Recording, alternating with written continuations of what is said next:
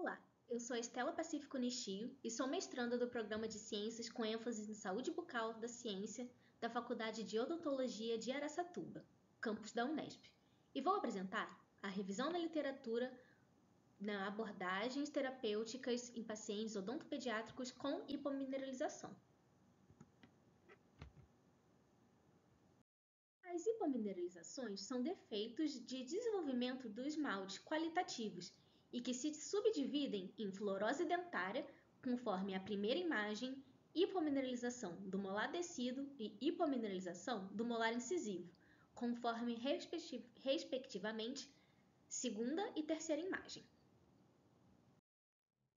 O objetivo do presente trabalho consiste em descrever e avaliar os tratamentos relativos a condições de hipomineralização diagnosticadas em pacientes odontopediátricos.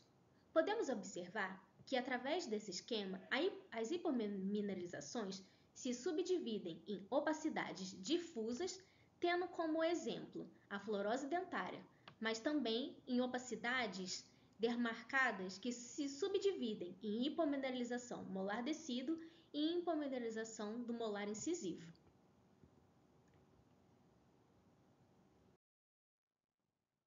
Como metodologia, se buscam artigos em inglês, publicados entre o ano de 2020 e 2025, na base de dados do PubMed, utilizando o filtro etário Child para essa seleção inicial.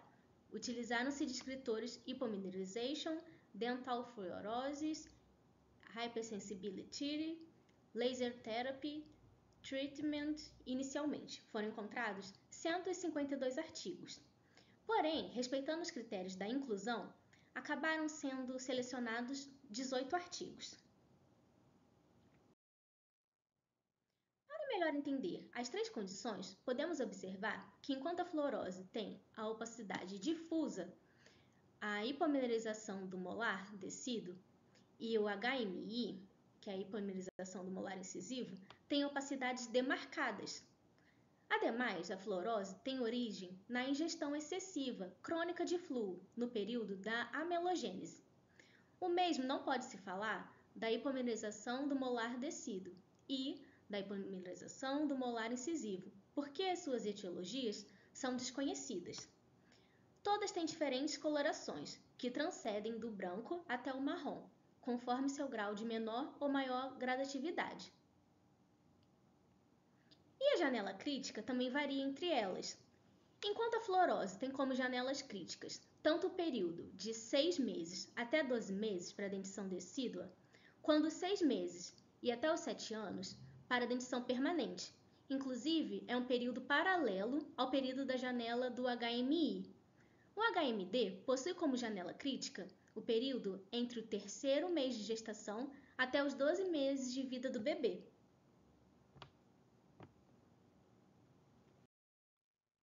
A fluorose dentária acontece quando a criança faz a ingestão crônica e excessiva do flúor. Durante o período da amelogênese, essa ingestão de flúor pode afetar os ameloblastos, causando uma baixa mineralização. Como consequência, o esmalte ganha e torna-se poroso e possui a maior facilidade de se desfazer.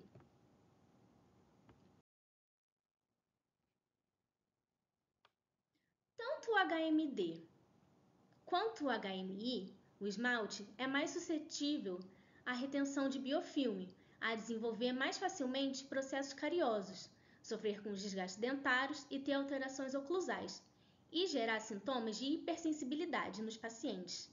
As severidades do HMD e do HMI variam de leve até a forma mais severa. Possuem fraturas pós-eruptivas conforme o grau de severidade e que podem levar a restaurações desadaptadas. O HMD afeta especialmente de 1 a 4 dentes, segundo os molares, mas também pode afetar os caninos descidos. Como podemos observar nessas imagens, o HMI afeta de 1 a 4 dentes primeiros molares e incisivos permanentes. O tratamento para a fluorose dentária, a fluorose leve, pode ser utilizado o clareamento dental com peróxido de hidrogênio a 35% ou peróxido de carbamida a 10%. Já na fluorose moderada, iremos utilizar a microabrasão ou palustre com 3 aplicações de pasta abrasiva com copo opal por 60 segundos sobre a superfície dental. Infiltrante resinoso Icon, condicionamento com ácido clorídrico a 15%, mais o agente secante de etanol e filtrante resinoso, ou também pode ser utilizado as restaurações de resina composta. Já na fluorose grave, as restaurações indiretas compostas e restaurações de cerâmicas e cimentação adesiva é uma opção de tratamento. A Academia Europeia de Odontopediatria preconiza os tratamentos para a hipomerização do molar descido, como o HMD leve pode ser utilizado sessões de aplicação tópica de verniz fluoretado com os retornos trimestrais mais o acompanhamento clínico.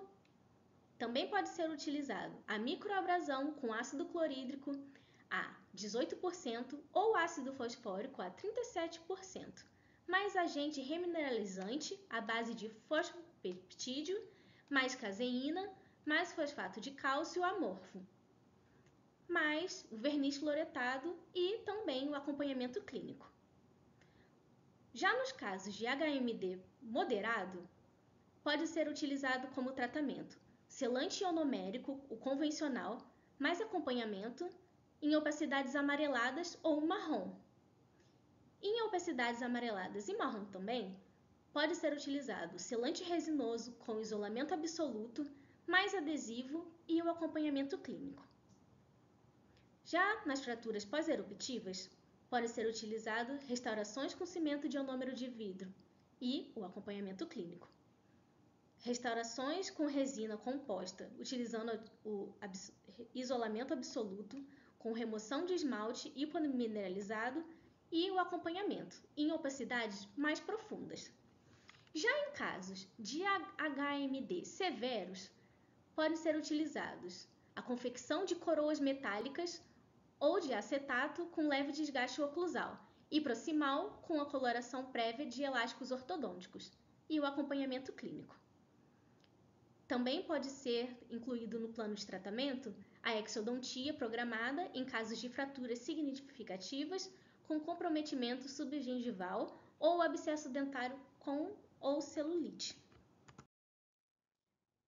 A Academia Europeia de Odontopediatria utiliza como tratamento para a hipomineralização do molar incisivo, em casos de HMI leve, sessões para aplicação tópica de verniz fluoretado com retornos trimestrais e acompanhamento clínico, clareamento com hipoclorito de sódio a 5%, 20 minutos, mais ácido fosfórico a 37%, mais o selante de resina. Também é indicado a microabrasão com ácido clorídrico a 18%, com ácido fosfórico a 37%, mais agente remineralizante à base de fosfopeptídeo, de caseína, fosfato de cálcio amorfo, mais o verniz fluoretado e o acompanhamento clínico. Já em casos de HMI moderado, é indicado o uso de selante resinoso com isolamento absoluto, adesivo, o acompanhamento e em casos de opacidade amarela ou marrom. Também pode ser utilizado o infiltrante resinoso Icon, condicionamento com ácido clorídrico a 15%, agente secante etanol e filtrante resinoso. Restaurações com cimento de ionômero de vidro, mais acompanhamento. É utilizado em casos de fratura pós-eruptiva em área com menor carga mastigatória ou a não cooperação do paciente. Pode ser utilizado restaurações com resina compostas, utilizando isolamento absoluto sem remoção do esmalte hipomineralizado, mais o acompanhamento em opacidades mais profundas. Já em casos de HMI severos, são indicados restaurações diretas ou indiretas compostas, coroa cerâmica ou metalocerâmicas em dentes com comprometimento de múltiplas superfícies ou cúspides, removendo todo o esmalte hipomineralizado, mais o acompanhamento. Também é indicado tratamento cirúrgico para o aumento da coroa, tratamento endodôntico, mais pino de fibra de vidro, mais coroa de cerâmicas ou metalocerâmicas e o acompanhamento clínico. Já os tratamentos para hipersensibilidade podem ser utilizado o laser de baixa potência, ou o laser de baixa potência mais o verniz fluoretado, laser de erbium de alta potência para obliteração dos túbulos dentinários, assim aliviando a hipersensibilidade, mas agora alívio tardio é utilizado seções de verniz fluoretado.